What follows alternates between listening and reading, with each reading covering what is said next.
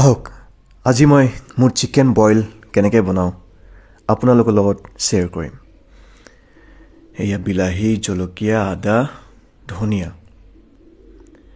মই আদা, ধনিয়া, জলকীয়া একেলগে থেতালি লওঁ। একেলগে থেতালি ল'লে এটা ধুনীয়া গোন্ধ এটা আহে, ভাল লাগে। এইখিনি চিকেনখিনি আগে প্ৰেছাৰ কুকাৰত বহাই ল'ম।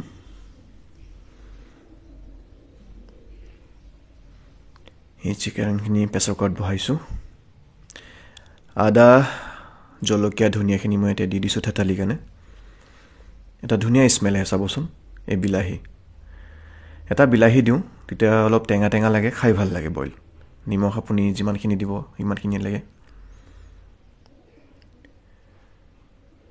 লগত অলপ মই জালুকৰ গুড়ি, ইংলিছত ক'ব গ'লে ব্লেক পেপাৰ, অলপ জালুকৰ গুড়ি দিব।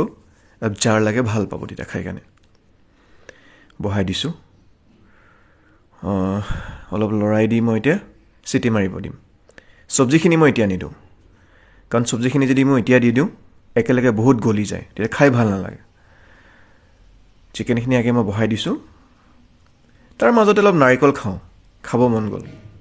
আৰু মোৰ ডায়েটত মই 1 পিচ নাৰিকল সদায় ৰাখোঁ। এই চিটি মাৰিছে, 4টা চিটি মাৰাই লৈছোঁ। দেখিছেনে কি ধুনীয়া হৈছে?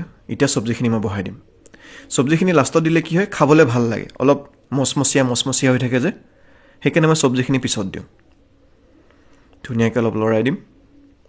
চব্জিত মই দিছোঁ ওলকবি, বন্ধাকবি, গাজৰ। দেখিছে কি ধুনীয়া হৈ আছে কালাৰটো? ইয়াত যদি আমি তেল দিলোঁ হয়, মছলা দিলোঁ হয়, ইয়াৰ কালাৰটোৱে নাহিলে হয়। বইলত কি ধুনীয়া কালাৰ এটা আহে, যোনটো আপুনি খায়ো ভাল পাব, গোটেইখিনি বস্তুৱেই পাব। মই খাওঁ। বিস্মিল্লাহ। ৱাও, বঢ়িয়া টেষ্ট হৈছে। আপোনালোকেও ট্ৰাই কৰিবচোন এইটো চিকেন বইল, আৰু ট্ৰাই কৰি মোক জনাব। আজিলৈ বাই।